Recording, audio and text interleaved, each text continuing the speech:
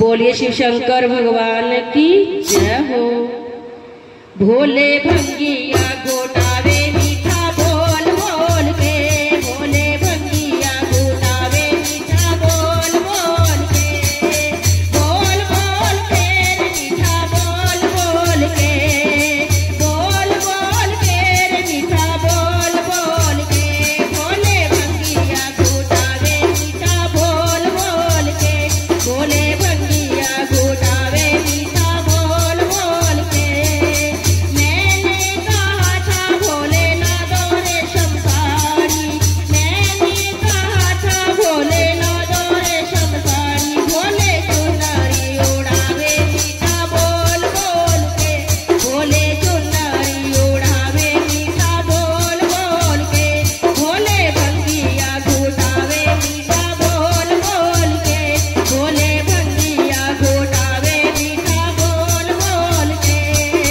बोल बोल के मीठा बोल बोल के, भोले भंगिया घोटावे मीठा बोल बोल के, भोले भंगिया घोटावे मीठा बोल बोल के। मैंने कहा था भोले ला दो मोटर गाड़ी, मैंने कहा था भोले ला दो मोटर गाड़ी, भोले नंदी पे बैठावे मीठा बोल बोल के, भोले नंदी पे बैठावे मीठा बोल बोल के, भोले भंगिया घोटावे मीठा बोल बोल के, भोले भंगिया घोटावे मीठा बोल बोल के, बोल बोल के मीठा बोल बोल के, बोल बोल के मीठा बोल बोल के, भोले भंगिया घोटावे मीठा बोल बोल के, भोले भंगिया घोटावे मीठा बोल बोल के। मैंने कहा था उसे महल बनवा दो, मैंने कहा था उसे महल बनवा दो, ऊंचे पर्वत पे सुनावे मीठा बोल बोल के, ऊंचे पर्वत पे सुनावे मीठा बोल बोल के, भोले भंगिया घोटावे मीठा बोल बोल के, भोले भंगिया घोटावे मीठा बोल बोल के, बोल बोल के मीठा बोल बोल के, बोल बोल के मीठा बोल बोल के,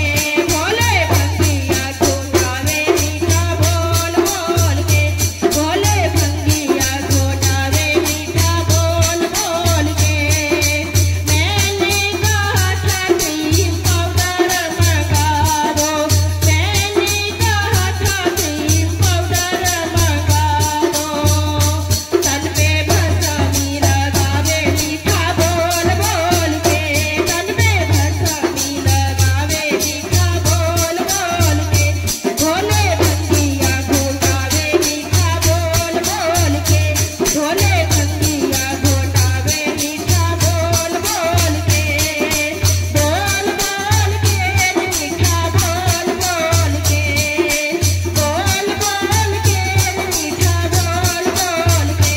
भोले भंगिया घोटावे मीठा बोल बोल के, भोले भंगिया घोटावे मीठा बोल बोल के,